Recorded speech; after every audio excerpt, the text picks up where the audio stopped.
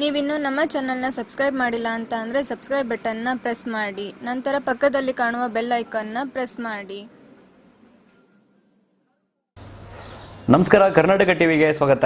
ಮಂಡ್ಯ ರಾಜಕೀಯ ಕಣ ರಣರಂಗವಾಗಿದೆ. ಈಗಾಗಲೇ ಸುಮಲತಾ ಅಂಬರೀಶ್ ಅವರು ಕಳೆದ 3-4 ದಿನಗಳ ಹಿಂದೆ ನಾಮಿನೇಷನ್ ಫೈಲ್ ಮಾಡಿದ್ರು. ಜೊತೆಗೆ ದರ್ಶನ್ ಹಾಗೂ ಯಶ್ ಕೂಡ ಬಂದಿದ್ರು. ಇನ್ನು ಮೊನ್ನೆ ದರ್ಶನ್ ರವರ ಮನೆ ಮೇಲೆ ಕೂಡ ಕಲ್ಲು ತೂರಾಟ ನಡೀತು. ಇದೆಲ್ಲದರ ವೇಳೆ ದರ್ಶನ್ ರವರು ಸುಮಲತಾ ಅಂಬರೀಶ್ ಅವರಿಗೆ ಒಂದು ಧೈರ್ಯದ ಬಲವನ್ನು ತುಂಬಿದ್ದಾರೆ.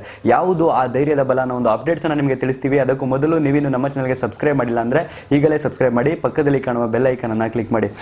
ವೀಕ್ಷಕರೇ, ಇವತ್ತು ಅಂಬರೀಶ್ ಅವರ 4ನೇ ತಿಂಗಳ ಪುಣ್ಯತಿಥಿ ನಡೀತಿತ್ತು ಇವತ್ತು. ಆ ವೇಳೆ ಸುಮಲತಾ ಅಂಬರೀಶ್ ಅವರು ರಾಜಕೀಯದ ವಿಚಾರವನ್ನ ಎಂದು ಹಲವಾರು ವಿಚಾರಗಳನ್ನ ಪ್ರಸ್ತಾಪ ಮಾಡಿದ್ರು. ಅದರಲ್ಲಿ ಮೊದಲಿಗೆ ಏನಪ್ಪಾ ಅಂತಂದ್ರೆ, ಮಂಡ್ಯದಲ್ಲಿ ನನಗೆ ಕಾಂಗ್ರೆಸ್ ಮುಖಂಡರ ಬೆಂಬಲ ಇದೆ, ನನ್ನ ಪರ ಕಾಂಗ್ರೆಸ್ ಮುಖಂಡರು ಇದ್ದಾರೆ ಅನ್ನೋ ಒಂದು ಕಾರಣದಿಂದ ಕಾಂಗ್ರೆಸ್ನಿಂದ ಅವ್ರನ್ನ ಉಚ್ಚಾಟನೆ ಮಾಡಲು ಕಾಂಗ್ರೆಸ್ ಪಕ್ಷ ಮುಂದಾಗಿದೆ ಅನ್ನೋ ಒಂದು ಮಾತನ್ನು ಹೇಳಿದ್ದಾರೆ.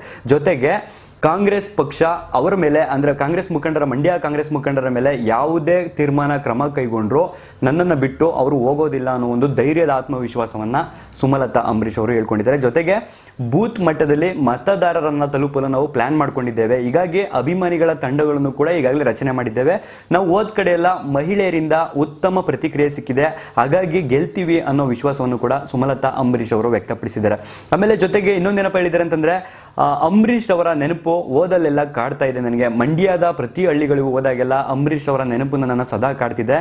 ಮತ್ತೆ ಬಿಜೆಪಿ ಬೆಂಬಲಿಸ್ತಿರೋದು ನನಗೆ ದೊಡ್ಡ ಶಕ್ತಿ ನೀಡಿದೆ ಅಂತ ಹೇಳಿದೆ. ನಿನ್ನೆ ಬಿಜೆಪಿ ಫೈನಲ್ ಸೀಟ್ ಅನೌನ್ಸ್ ಆಯಿತು. ಅದರಲ್ಲಿ ಮಂಡ್ಯಗೆ ಬಿಜೆಪಿ ಸಪೋರ್ಟಿಂಗ್ ಸುಮಲತಾ ಅಂಬರೀಶ್ ಅಂತ ಪ್ರಕಟವಾಗಿದ್ರಿ ಬೆನ್ನಲ್ಲೇ ಎಲ್ಲರೂ ಕೂಡ ಹೇಳಿದ್ರು ಮಂಡ್ಯದಲ್ಲಿ ಬಿಜೆಪಿ ಸಪೋರ್ಟ್ ಮಾಡೋದು ಸುಮಲತಾ ಅವರಿಗೆ ಅಂತ. ಹಾಗಾಗಿ ಸುಮಲತಾ ಅಂಬರೀಶ್ ಅವರು ಹೇಳಿದ್ದಾರೆ, ಬಿಜೆಪಿ ನನಗೆ ಸಪೋರ್ಟ್ ಮಾಡ್ತಿರೋದು ದೊಡ್ಡ ಶಕ್ತಿಯನ್ನು ನೀಡಿದಂತಾಗಿದೆ, ಹಾಗಾಗಿ ಬಿಜೆಪಿ ನಾಯಕರನ್ನ ಭೇಟಿ ಮಾಡ್ತೀನಿ.